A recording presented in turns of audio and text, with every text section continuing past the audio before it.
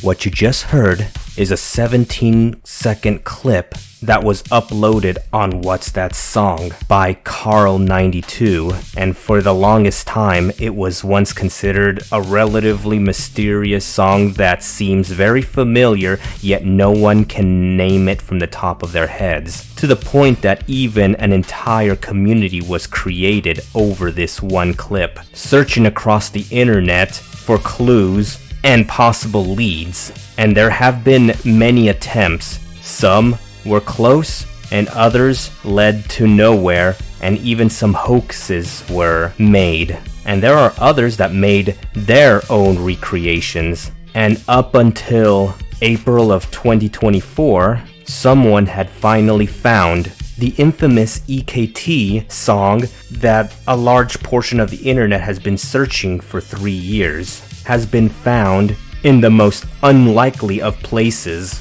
that would be overlooked, and later starts to make sense. So the real question is, why hasn't this been brought up a lot sooner if OP wasn't sure himself? But do we really know that he was just saying that out of shame? Or was there any ulterior motives to this mystery? So here it is. For additional context, I was actually watching the search from the sidelines as I was mostly focusing on other things during that time. Like most people that stumbled upon the song, I also got curious about it as well. So, on October 7th of 2021, a user from WatZatSong.com had posted a 17-second long clip that's been titled Mid-80s Bad Quality, adding that he found it between a bunch of very old files in a DVD backup, learning how to capture audio, in which became the leftover to go off of. Then 3 days later, it was re-uploaded by a YouTuber named JK on October 10th, only so it got deleted. So then there happened to be re-uploads of that song shortly after. 3 days later, a Redditor by the name of Newell42x64 made a post to r/lostwave asking for more information on the song. Then, on July 11th, 2022, Redditor user by the name of ExcellentAD497 made another thread to r/lostwave about the song as a piece of lost media,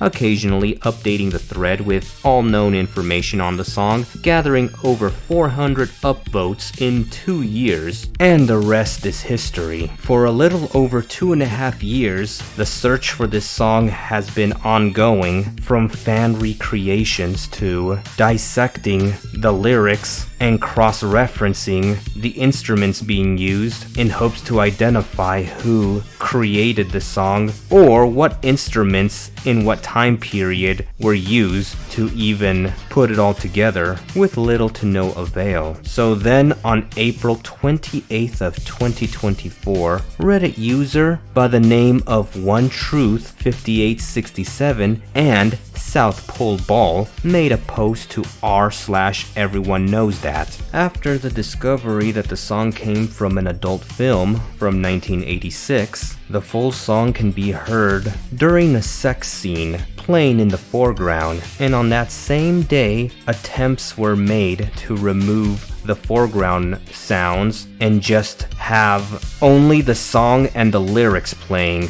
giving us the closest thing to the complete song. And even then, it's not the best of quality. And shortly after, it was revealed that the creators Christopher St. Booth and Philip Andre Booth of the band Affair, and on that same day, Christopher made a post on his TikTok account asking if anyone wished to see an official release of the song. And so we can all guess what the answer would be after all that time searching for that song. And finally, here's a piece of trivia regarding the film the song was found.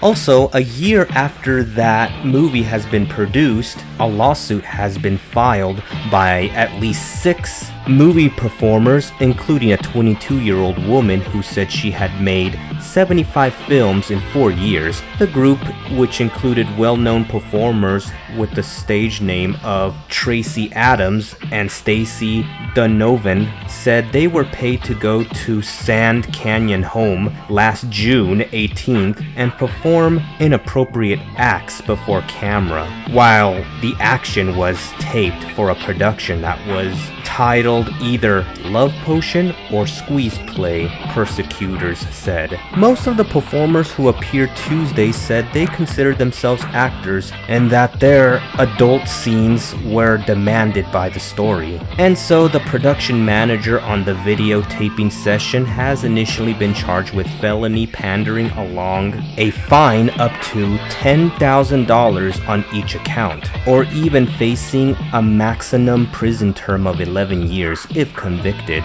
So as controversial as the film is on where the song came from, that's pretty much what I was able to find so far that just happens to be overlooked. So in other words, this is as much as I'm able to cover about EKT, a song that everyone definitely knows that. Till then, this is LR7 talking about Everyone Knows That, Ulterior Motives, and logging out.